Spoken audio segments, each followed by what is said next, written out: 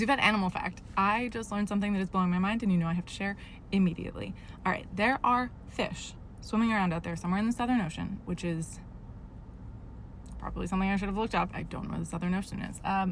Probably, let's say Antarctica. I need to look that up. Hold on.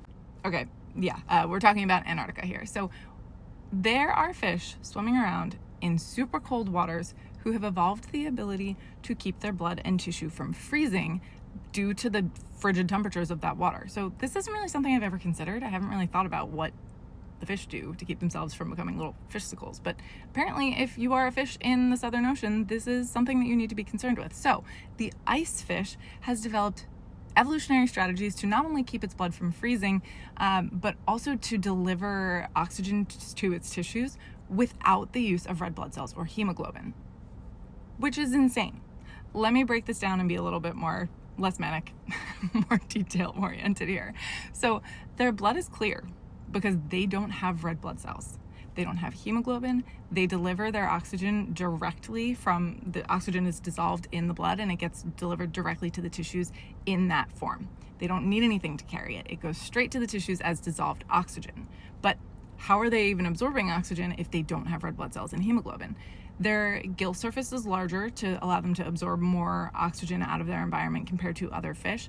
And then their heart is bigger, so their cardiac output is increased compared to most fish to allow more circulating oxygen to reach the tissues.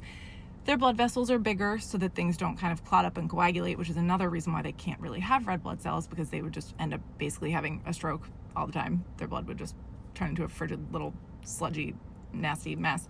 So all of that is avoided, and then the oxygen just goes straight to the tissues in its dissolved form and can also absorb directly through their scaleless skin.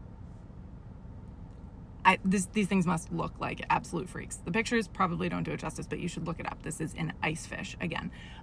Also, they have antifreeze in their can I call it blood? Is it still blood?